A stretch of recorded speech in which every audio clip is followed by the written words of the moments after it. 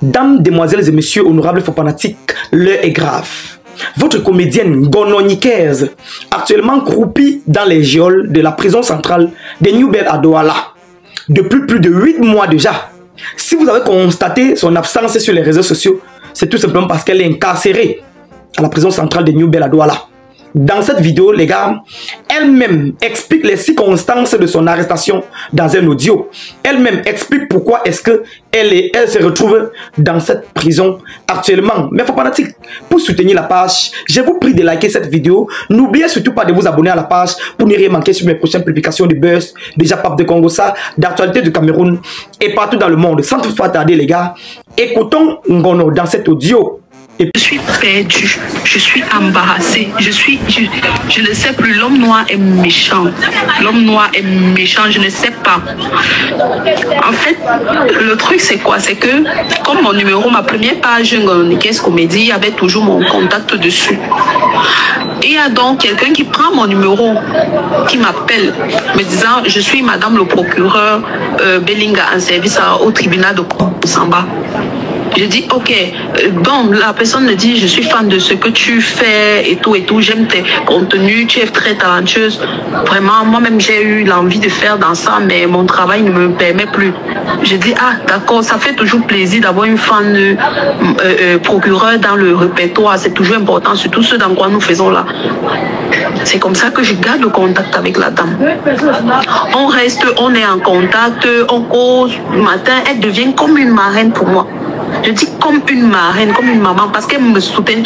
Le genre que quelqu'un te soutient moralement, même financièrement, elle me soutenait un peu. Au point où un jour même mon téléphone s'est cassé. Elle m'a envoyé, elle m'a dit, bon, va prendre 150 000 là chez quelqu'un au niveau du rond-point Loncac. J'ai pris, tu arranges ton téléphone, 50 000, tu renvoies 100 000 francs. C'est ce que je fais, je m'en vais, je prends et tout. Et c'est comme ça qu'elle me soutenait, même dans les médias, elle se battait pour que je passe dans les médias. Je ne savais pas comment elle faisait, mais elle me dit, ok, j'ai déjà arrangé ton rendez-vous à tel endroit avec tel journaliste, va juste, tu passes à l'émission. Ça, ce sont les choses de début 2023. Je ne sais pas si c'est début, les choses de juin, voilà, juin 2023, si je ne me trompe pas, entre mai et juin. Moi, je suis avec elle, je dis, voilà, enfin, j'ai trouvé quelqu'un qui vraiment me comprend dans ce que j'ai choisi comme métier. On est resté en contact pendant un bon bout. Sauf qu'avec le temps, elle commençait à vouloir m'imposer la façon de fonctionner dans ma carrière. En voulant m'imposer comme ça, j'ai trouvé ça, j'ai commencé à la trouver étouffante. Je dis étouffant, il y a eu tellement de trucs qui se sont passés entre temps. Mais ça, c'est le déclic. Parce que je me sentais déjà étouffée. Et puis un jour, de neuf, tout bon, on arrive. Parce qu'elle m'avait dit, avant le contact de neuf, j'aime bien aussi sa façon de jouer dans la bataille. Elle me dit, ok, comme de neuf devait tourner la série, le film avec Ozine là, je suis en train d'oublier le nom. Le dernier, le film de neuf là, dont elle a fait la projection dernièrement, elle avait besoin des sites pour faire son tournage. Elle me dit, ok, je vais vous envoyer chez ma copine au Franco Hotel. Elle va vous trouver un moyen de tourner là-bas. Quand on arrive à l'hôtel Franco, on dit qu'on ne la connaît pas. C'est ce qui crée même le déclic. C'est où je reste dit, mais ça c'est même, c'est quelle histoire ça? C'est où ça me refroidit. Je commence donc à être distante avec elle. C'est à ce niveau donc, vu les comportements, la manière dont je me sentais étouffée, je lui ai dit, je ne souhaite plus qu'elle soit trop impliquée dans ma carrière comme ça, ça ne me plaît pas. Mon Dieu, c'est comme si j'avais déclenché. Elle est partie dire à la fille de celle qui a travaillé avec j'oublie tellement son nom. Celle qui a travaillé avec William Seignou là. J'oublie la fille, j'oublie son nom. C'est elle aussi, elle avait contacté, parce qu'elle aussi, elle était en contact avec la dame. Donc, elle avait envoyé la fille vers moi. Elle a dit que, bon, voilà aussi ma fille, vous allez vous soutenir, vous serrer les coudes. C'est comme ça qu'elle envoie le voice là-bas. Elle dit comment je suis une pute, comment j'ai couché avec les gens dans le cinéma. C'est elle qui m'a fait ci, c'est elle qui m'a fait ça. Je me pose des questions que, mais ça, c'est quel genre de langage aujourd'hui que Maïsra peut utiliser comme ça? Et les audios, l'audio où je dis à la dame que bon, je ne veux plus. Et puis je commence à suspecter dans son statut de magistrat, coupe les ponts avec elle. Je la bloque depuis novembre 2023. Je la bloque et je continue ma vie. L'audio est là parce que j'avais enregistré au cas où. Voilà, c'est la même dame qui est le même fausse magistrat qui envoie Maman Monica à Yaoundé, qu'elle veut résoudre son problème de son fils qui était décédé. Bref, Maman Monica est venue. Elle-même, elle a trouvé ça louche. C'est là où je signale à Maman Monica que mais la dame, s'il n'est pas... Elle est louche. Même Zakoukla était en contact avec la même dame.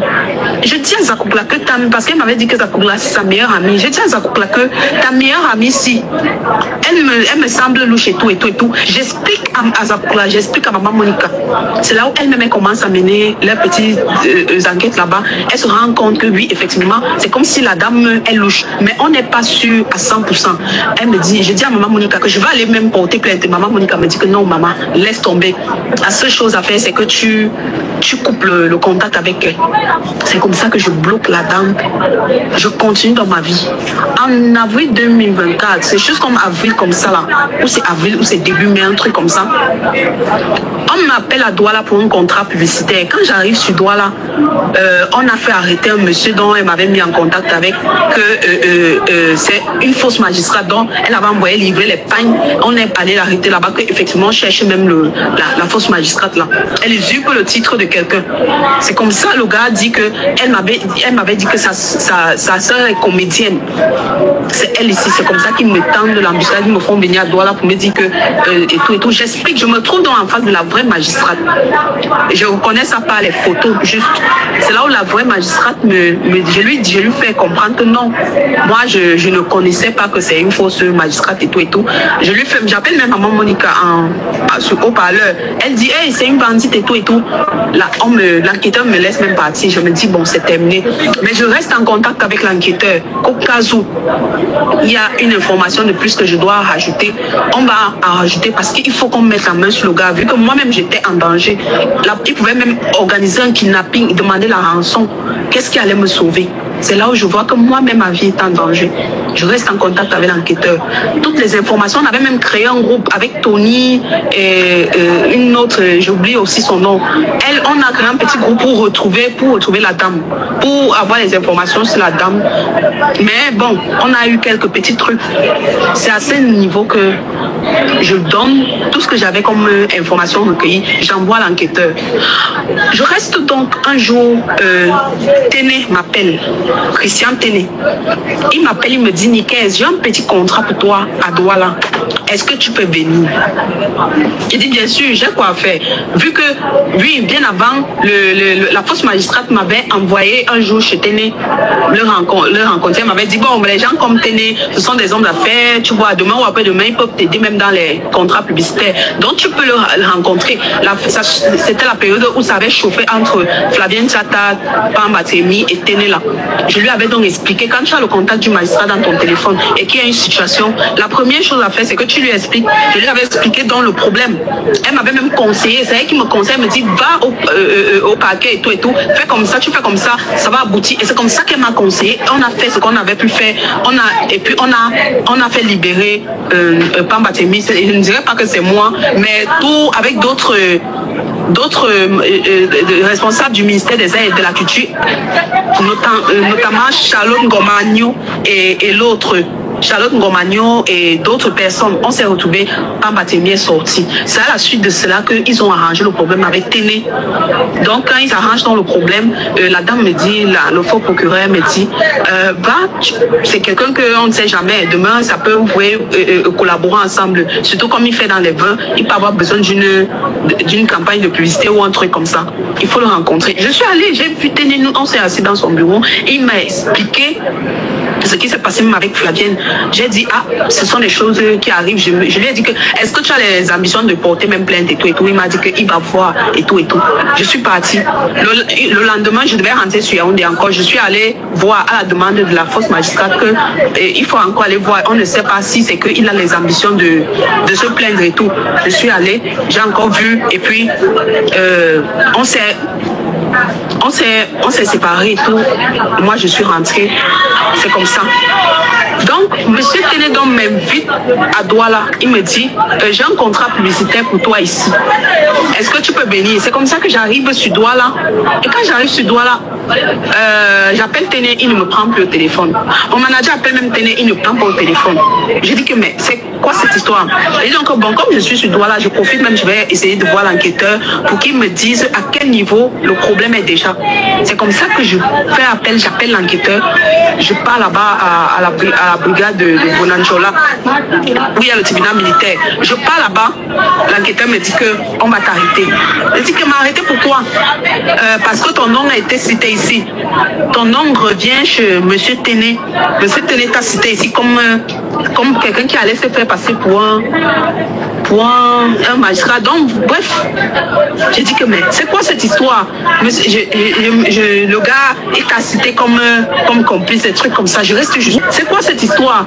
Le gars, il t'a cité comme complice, des trucs comme ça. Je reste, je suis perdu. J'ai dit que, mais c'était le complice de quoi? Je suis venu ici, je vous ai expliqué, j'ai présenté même certains éléments ici que c'est comme ça, c'est comme ça. Vous m'avez laissé partir. Maintenant, ça devient qu'on me fait arrêter. C'est comme ça qu'on me met en cellule. Je fais 3 jours de cellule. Je me dis que l'histoire va s'arrêter comme ça. Je me dis que l'histoire va s'arrêter comme ça. Vu que avec tous les éléments que j'ai dans mon téléphone et les conversations et tout, parce qu'il y a certaines choses que je gardais et que lui-même, la fausse procureure là, elle, quand elle causait avec une personne, elle avait toujours cette tendance d'enregistrer certaines conversations. Moi, je me disais que quand elle le fait, c'est pour protéger sa carrière au cas où quelqu'un peut inventer un truc sur elle. Donc, il y a des conversations des fois qu'elle m'envoyait même sur quand elle a échangé avec une personne. J'avais dans certaines de ces conversations-là, plus celles que j'avais enregistrées quand je lui ai dit que je ne veux plus qu'on reste en contact et tout. Donc je me disais qu'avec tous ces éléments, je vais présenter et puis le problème sera rapidement réglé. À ma grande surprise, je suis déférée. Comme si ça ne suffisait pas, je suis déjà incarcérée à la prison centrale de Newbel. Je me retrouve incarcérée à la prison centrale de Newbel pendant, je ne sais pas combien de temps. Je peux dire... Où c'est combien de temps? Je sais que c'est depuis combien de temps là? Depuis le 28 mai. Oui, depuis le 28 mai, si je ne me trompe pas, que je suis incarcérée, qu'on m'a mis en détention à la prison centrale Newbel. Toujours dans la négligence, je me dis, bon, on va régler. C'est un truc vu avec toutes les preuves que j'ai, quand je vais monter au parquet, j'aurai l'occasion de présenter mes preuves et puis on va me laisser tomber, on va me laisser rentrer chez moi rapidement. Je vous assure que depuis le 28 mai jusqu'à aujourd'hui, il n'y a eu ni ouverture de débat, rien. Et M. Téné qui s'est présenté un jour au tribunal comme étant une victime, apparemment je suis allée me faire passer pour un faux procureur chez lui. M. Téné ne me connaissait pas. Téné qu'il a eu le problème avec Pamba Témi. Nous tous on a soutenu Pamba Témi. Je me suis retrouvée dans son bureau parce qu'effectivement on parlait de l'histoire de Pamba Témi là. Et tout. Et j'étais ravie que l'histoire soit réglée définitivement. Il m'a dit que je me suis fait passer pour un faux procureur dans son bureau. Comme si ça ne suffisait pas. Parce que quand on m'avait incarcéré le 28 là, quand on m'avait incarcéré le lendemain, non, je ne pense pas, non. C'était avant qu'on on me met en détention, ou c'était avant la détention. Je reçois les captures où on dit que je suis une usurpatrice de titre. Donc Charlotte Ngomagnon est allée dans le groupe de cinéma. Elle a écrit que je suis une usurpatrice de titre, je suis à la prison centrale de Newbel, que le cinéma ne se passe sur les plateaux et non en dehors du plateau. Mais je me suis posé la question que, mais c'est quoi cette histoire que toi tu es une artiste, tu te retrouves dans des situations, on entend une version sur toi, on ne vient pas te demander que mais qu'est-ce qui se passe? La première des choses à faire, c'est qu'on va dans un groupe, on va déclarer des choses. Je lis ça, je suis ébahie, je suis perdue. Je me rétracte donc sur moi-même que comment ceux qui sont censés nous protéger nous jettent à la bendite populaire.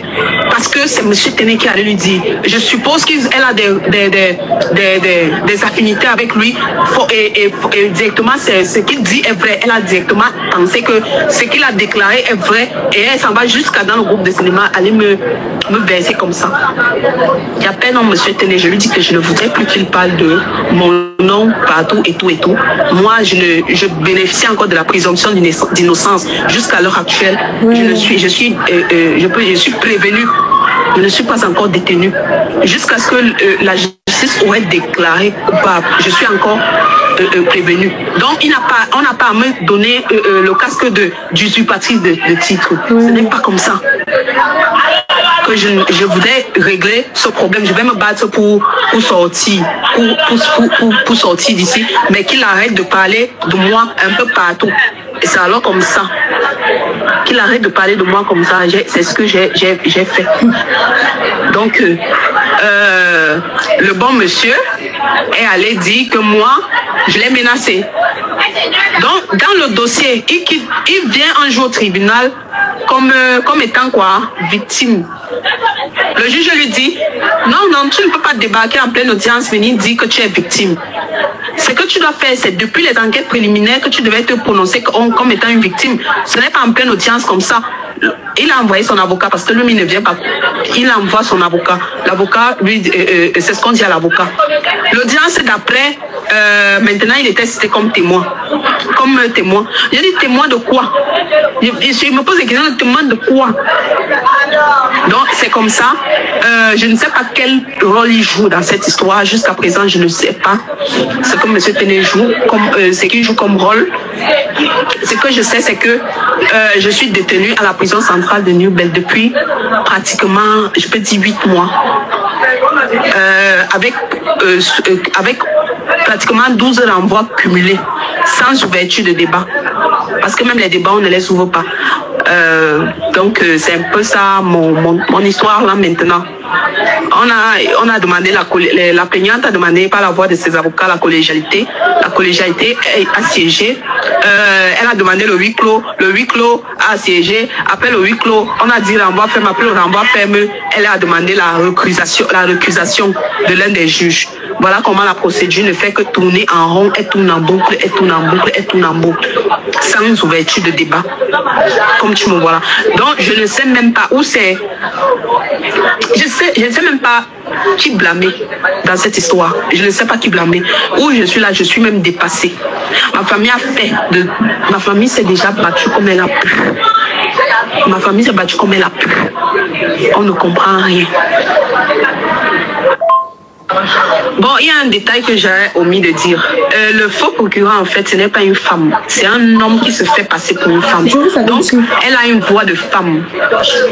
Donc, c'est comme ça. Ce n'est pas une femme. C'est un homme qui porte une voix de femme. L'histoire est tellement longue que je ne sais pas. Un audio ne suffira même pas à tout expliquer.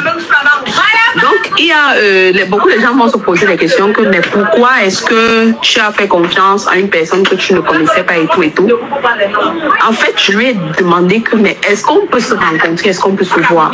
Elle m'a dit, elle est en service au tribunal de Consamba, comme je vous l'ai expliqué, et que quand elle va prendre son congé, on pourra se rencontrer. J'ai dit, ok, c'est comme ça que je ne reviens plus dessus. C'est comme ça. Et vous savez qu'on a à l'ère du digital. Tu peux être en contact avec une personne peut-être que tu n'as jamais vue, même de la diaspora, partout. Vous pouvez être en contact comme ça. Vous ne vous êtes jamais vu, peut-être en face. Et puis, quand j'ai dit, je veux les appels vidéo, elle me dit que non, elle ne veut pas les affaires d'appels vidéo parce que son statut de magistrat, on les traduit au conseil de la magistrature à cause de ces histoires qu'elle se mêle des choses des artistes et autres. Il ne faudrait pas qu'elle soit, donc elle préfère m'aider dans l'anonymat comme ça. Elle dit, ah, tant mieux. Voilà donc pourquoi je ne me suis pas trop dérangée dans ce sens. Il faut aussi retenir que le gars qui s'est fait passer pour la fausse magistrate, là, il m'a déchargé depuis la brigade. Il a dit clairement que je ne suis pas sa complice. Il m'a déchargé. Il a fait même encore une décharge écrite, il a envoyé au parquet. Oui. Donc, j'ai été déchargée depuis le début.